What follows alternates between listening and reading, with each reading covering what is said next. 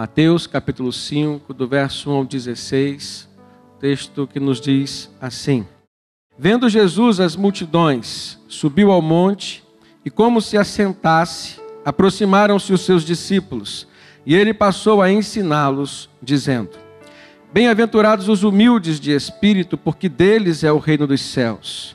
Bem-aventurados os que choram, porque serão consolados. Bem-aventurados os mansos, porque herdarão a terra. Bem-aventurados ou felizes os que têm fome e sede de justiça, porque serão fartos. Bem-aventurados os misericordiosos, porque alcançarão misericórdia. Bem-aventurados os limpos de coração, porque verão a Deus. Bem-aventurados, felizes os pacificadores, porque serão chamados filhos de Deus. Bem-aventurados os perseguidos por causa da justiça, porque deles é o reino dos céus. Bem-aventurados sois, quando por minha causa vos injuriarem e vos perseguirem, e mentindo disserem todo mal contra vós.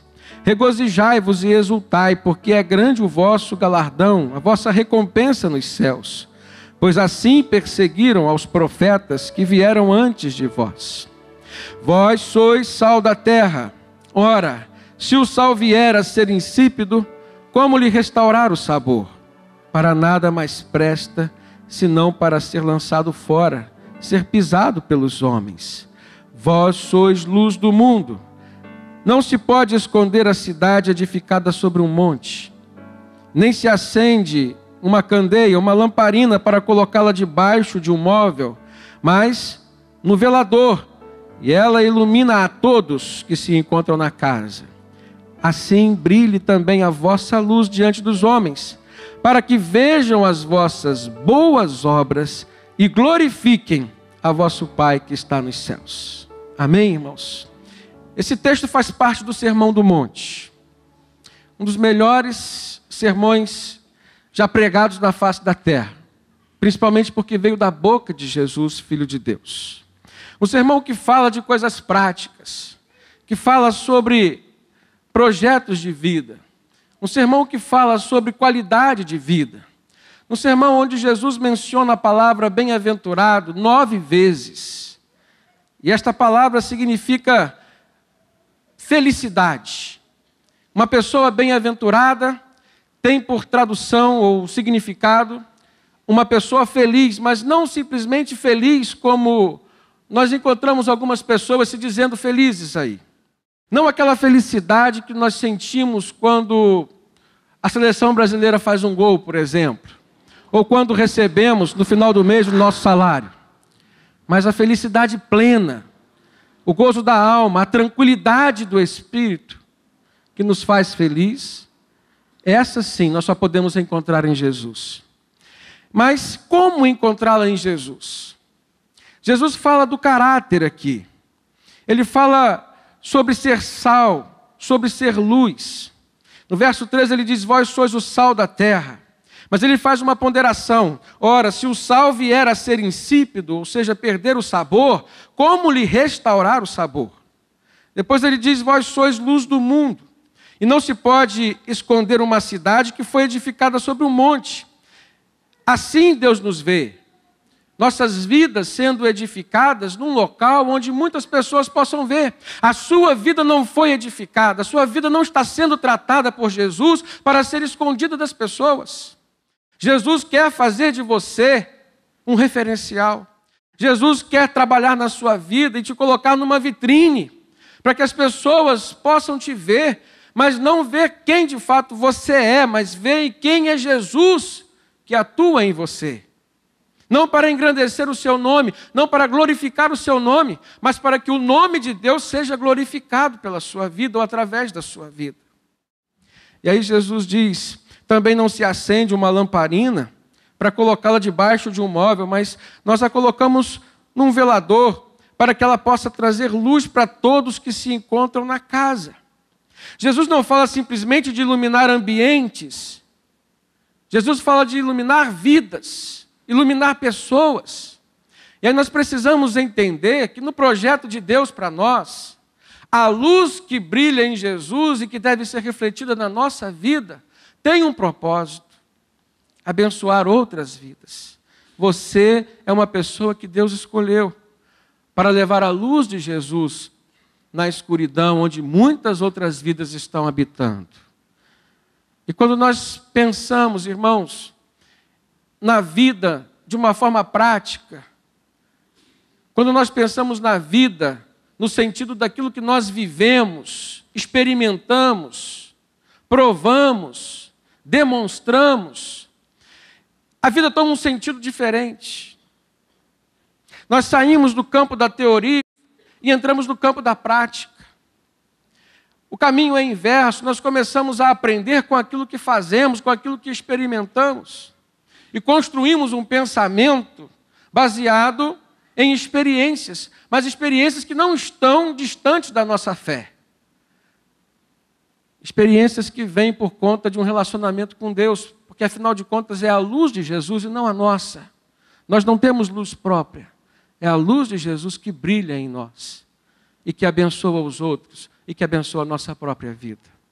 Jesus diz assim: brilhe também a vossa luz diante dos homens, para que vejam as vossas boas obras e glorifiquem o vosso Pai que está nos céus. Resumindo, o que nós vemos aqui é que tanto o sabor como o brilho de uma vida estão vinculados de fato ao caráter de Cristo refletido em nós.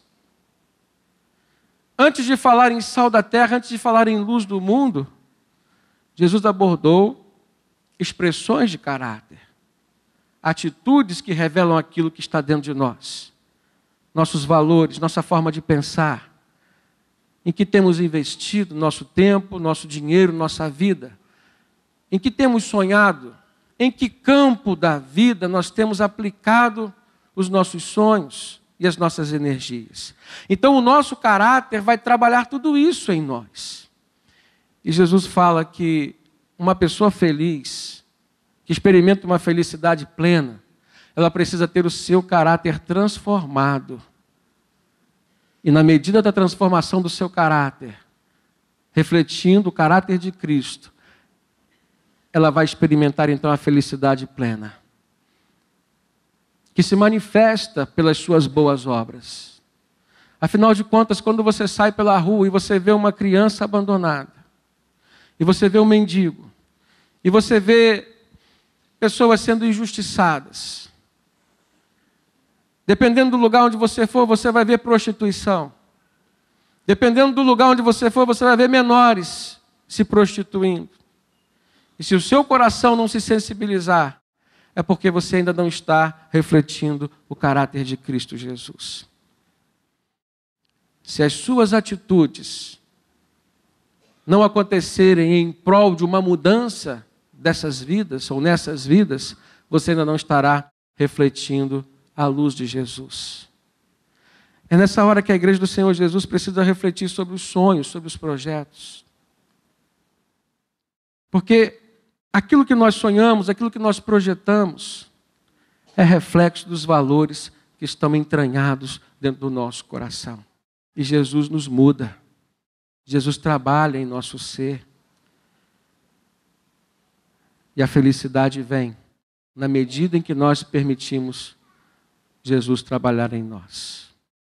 Então eu olho para este texto e eu vejo, irmãos, que existe um alvo de Deus para a nossa vida. Trabalhar no nosso caráter para nos dar uma alegria, uma felicidade plena. Mas esse trabalhar de Jesus no nosso caráter, ele vai se dar de uma maneira prática, não de uma maneira teórica. E é por isso que Jesus aborda ao final das bem-aventuranças a maneira como um homem será bem-aventurado. Através das suas boas obras, através das suas atitudes, quando elas refletirem o desejo e o caráter de Jesus Cristo. Amém? E é por isso que ele diz aqui que bem-aventurados são os humildes de espírito, porque deles é o reino dos céus. Ou poderíamos dizer, bem-aventurados ou felizes são aqueles que têm um espírito humilde. E a humildade, irmãos, que vem da pobreza, é a humildade que vem de alguma necessidade. Todas as pessoas que são humildes passaram por algum momento de necessidade na sua vida. Não necessariamente passaram por um momento de pobreza material, mas experimentaram alguma necessidade. Necessidade no campo sentimental, pode ser familiar, necessidade no campo espiritual. E tudo isso é um tratamento de Deus, que Ele permite que haja, às vezes, nas nossas vidas para nos tornarmos mais humildes. E na medida que nós nos tornamos mais humildes, nós nos tornamos mais atraentes dEle, ou atraentes a Ele. A palavra do Senhor diz que Ele rejeita os soberbos, mas dá graça aos humildes. E nesse texto, o que Jesus está prometendo é o reino dos céus, irmãos, para aqueles que têm um espírito humilde, que cultivam humildade no seu coração. O grande problema é que às vezes nós estamos experimentando a falta de alguma coisa em nossa vida e não nos percebemos assim. O grande problema acontece não é quando nós percebemos que algo está faltando, porque a natureza do homem faz com que ele busque suprir as necessidades do seu coração, as necessidades da sua alma, as necessidades do seu físico. Experimenta ficar em jejum um dia e você vai ver o quão penoso é lutar contra o seu físico, a necessidade do seu organismo, que vai te impelir a buscar pelo alimento material. Experimente ficar distante de Deus e você vai ver o quão o seu espírito vai clamar. O salmista diz: a minha alma anseia por ti, ó Deus, assim como a corça anseia por águas. Experimente ficar sozinho em meio a uma solidão durante algum tempo e você vai ver o quanto o teu ser vai te impelir em busca de um relacionamento com alguém. E assim, irmãos, nós precisamos identificar as nossas ausências, aquilo que está ausente dentro de nós, as nossas necessidades. Mas há momentos em que as pessoas se cegam e não entendem que estão passando por necessidade na sua vida. Jesus escreveu uma carta, no livro do Apocalipse, uma carta endereçada para cada igreja, as 7 igrejas do Apocalipse. A 7ª igreja, a igreja da Laodiceia, era uma igreja rica, com pessoas com poder aquisitivo, poder econômico muito bom. E Jesus fala para eles de uma forma muito direta, dizendo assim: vocês estão dizendo que são ricos, que são abastados e que não precisam de coisa alguma, mas nem sabem que são infelizes, são miseráveis, são pobres, são cegos, estão nus. A palavra infeliz aqui, esse adjetivo que Jesus deu para os cristãos da igreja em Laodiceia, toca muito forte. Porque nesse sermão do monte, Jesus fala sobre felicidade. E ele atribui a razão e a origem da felicidade à existência do caráter dele nas pessoas. E no final da Bíblia, na revelação de Jesus Cristo em Apocalipse, Jesus está falando que havia uma igreja que não revelava mais o seu caráter. Era uma igreja infeliz, embora tivesse com a sua conta bancária cheia. Era uma igreja infeliz. E o que é pior, não sabia que estava infeliz. Não sabia que tinha algumas necessidades e que precisavam ser supridas. Quando nós identificamos nossas necessidades, nós vamos em busca da solução. E essa busca é justamente onde vai se dar o tratamento oferecido por Deus para quebrantar o nosso coração, para abrir os nossos olhos espirituais, os nossos ouvidos, de forma a vermos e a enxergarmos as verdades que só Deus tem para nos mostrar, que são a essência do nosso tratamento da nossa alma, do nosso espírito, que vai forjar em nós um caráter que venha espelhar a luz de Jesus. Jesus diz também que felizes são aqueles que choram. São bem-aventurados, porque serão consolados. E existem 2 tipos de choro, irmãos. que nós podemos identificar às vezes nas nossas vidas. Um choro que vem da perda ou de alguma derrota. Ou você perdeu alguma coisa, ou você experimentou alguma derrota na sua vida. Eu olho para a palavra de Deus, eu vejo, por exemplo, o choro de Jacó, quando pensou que seu filho José havia sido morto. Eu olho para a história na Bíblia e eu vejo o choro de Jesus quando sofreu com a morte de Lázaro, seu amigo. Eu vejo o choro de Jesus pelos pecados de Jerusalém. Ele disse: Jerusalém, Jerusalém, que mata os seus profetas. Quantas vezes eu te quis acolher sob minhas asas, como uma galinha acolhe os seus filhotes, e não quiseste. O que Jesus está prometendo para pessoas que choram é que elas serão de fato consoladas, consoladas pelo Espírito Santo, consoladas de uma forma perfeita. Agora eu entendo, irmãos, que existe um tipo de choro que tem faltado na nossa vida. O choro pelos nossos pecados e o choro pelo pecado das pessoas a quem nós amamos, os nossos irmãos. Eu creio que na forma de Deus nos tratar, no nosso aprendizado que existe diante dos nossos erros, e um dos princípios para haver aprendizado é a existência de erros. As pessoas aprendem com os erros, ou os seus próprios erros, ou os erros dos outros. Quando nós nos permitimos ser tratados por Deus e aprendemos alguma coisa com os nossos erros, irmãos, nós crescemos, nós melhoramos. O choro muitas vezes existe na nossa vida, na nossa alma. Principalmente porque nos encontramos numa situação na qual nós desagradamos a quem nos ama, a quem nos amou, a quem sempre nos amará. Mas existe um choro diferente que nós precisamos aprender. O choro pelo pecado do nosso próximo. Um choro que nos leva a interceder. E normalmente a gente vê esse choro no coração de uma mãe que vê o seu filho perdido ou se perdendo. Normalmente a gente vê esse choro no coração de uma esposa que ainda não tem o seu marido nos braços de Jesus, ou que está passando ou enfrentando uma situação difícil do seu casamento. É um choro não pela perda, ou não deveria ser um choro pela perda, mas deveria ser um choro pelo pecado do outro. Nós precisamos aprender a chorar esse choro. Um choro que nos leva à intercessão, porque Jesus fez assim. Jesus não tinha pecados pelos quais ele poderia chorar, mas ele chorou pelos pecados da humanidade. Chorou pelo meu pecado, chorou pelo seu pecado também. Há um outro tipo de choro, que é o choro do arrependimento.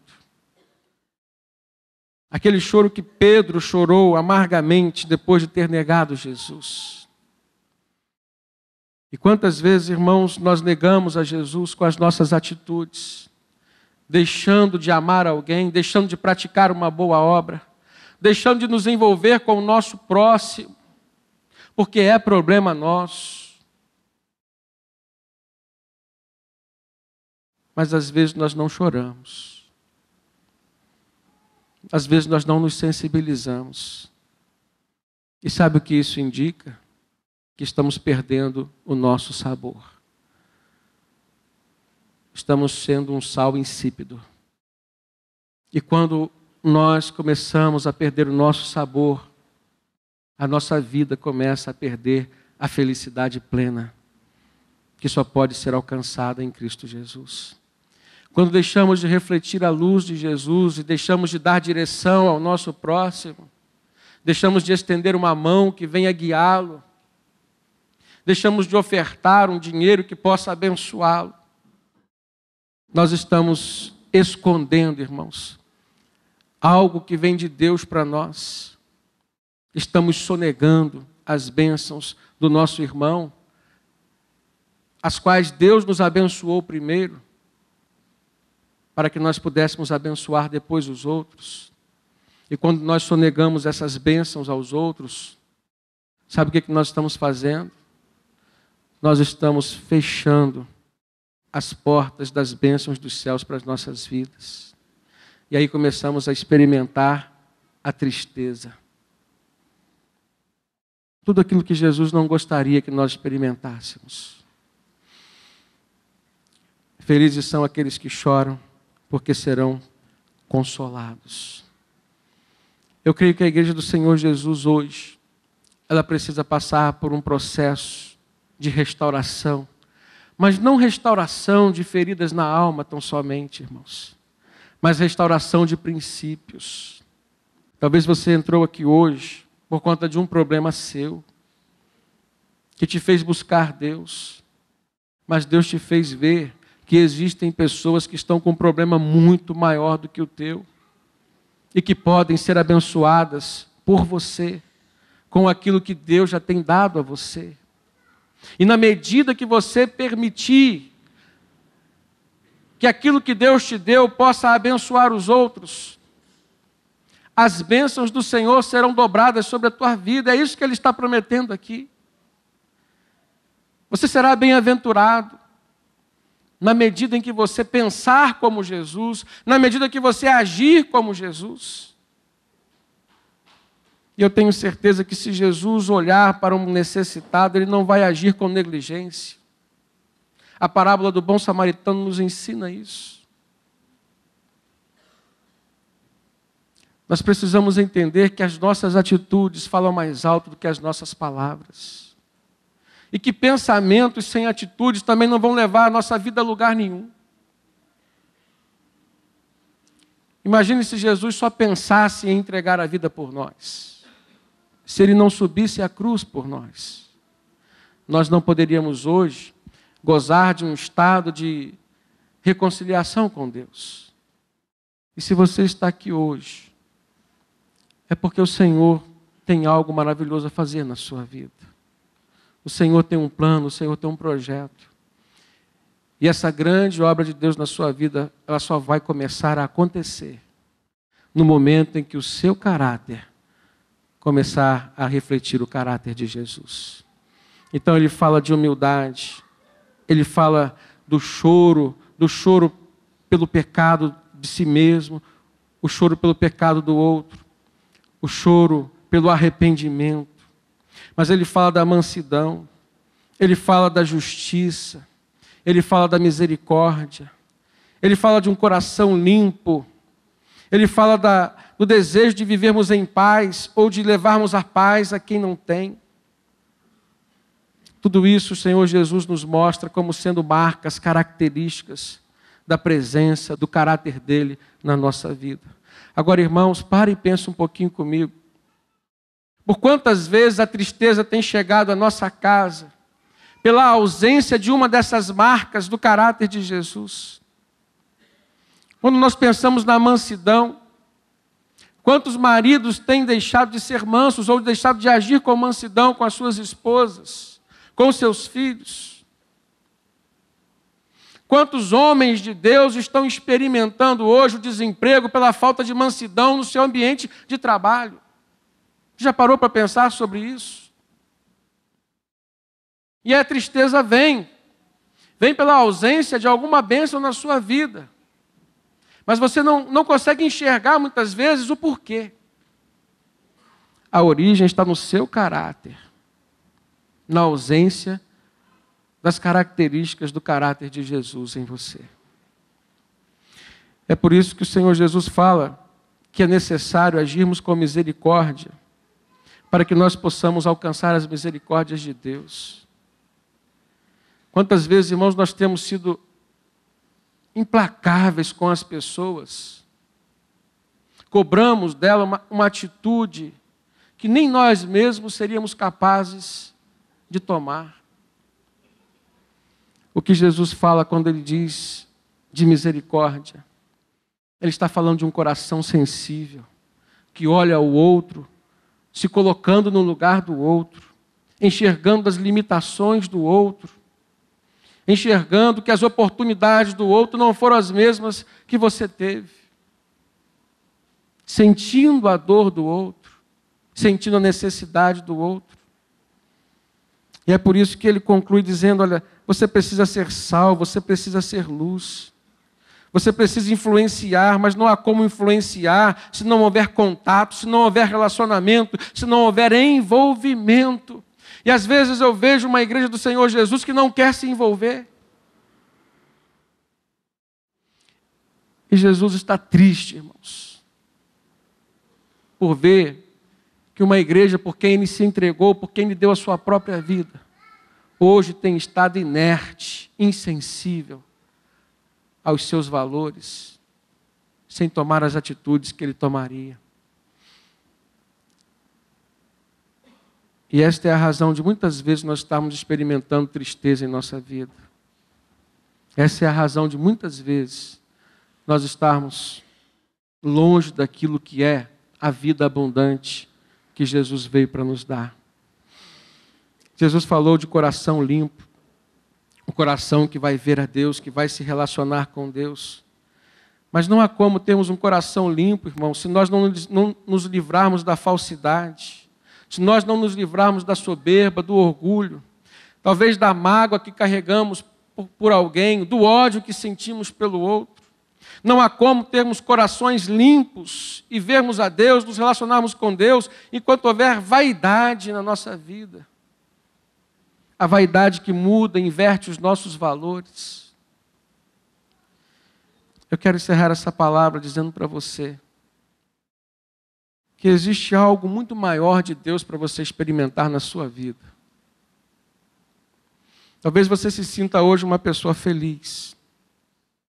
E como os crentes de Laodiceia, talvez você não veja hoje nenhuma necessidade. Mas a palavra de Jesus, que foi para aqueles cristãos, vem para nós hoje também.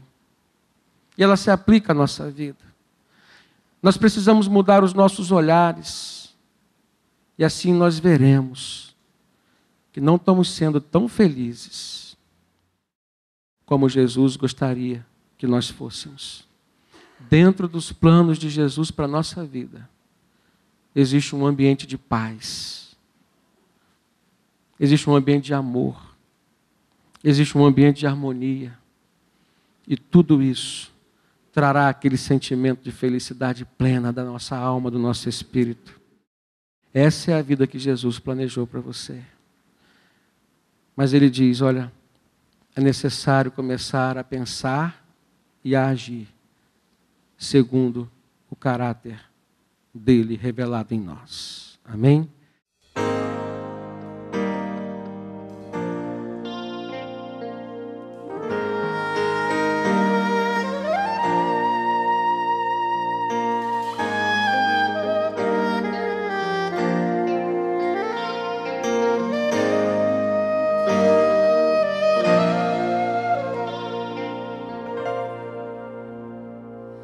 O som de uma voz comparado ao trovão, o mundo na palma da mão,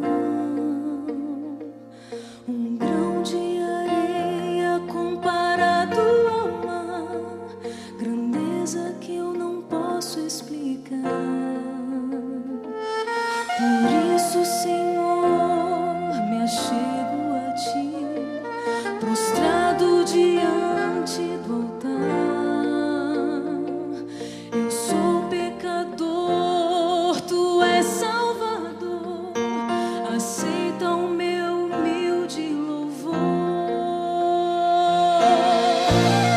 Levanto as mãos em oração para alcançar Teu trono, ó Pai, toque minhas mãos. Meu ser sorri ao imaginar Tuas mãos a me encontrar. O Deus de toda a glória vindo me abraçar.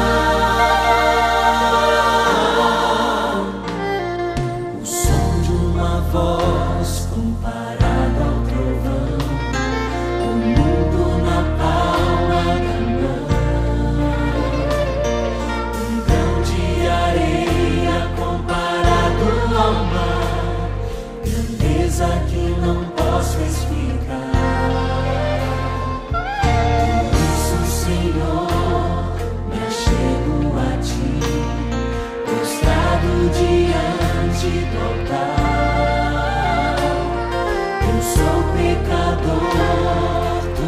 Salvador.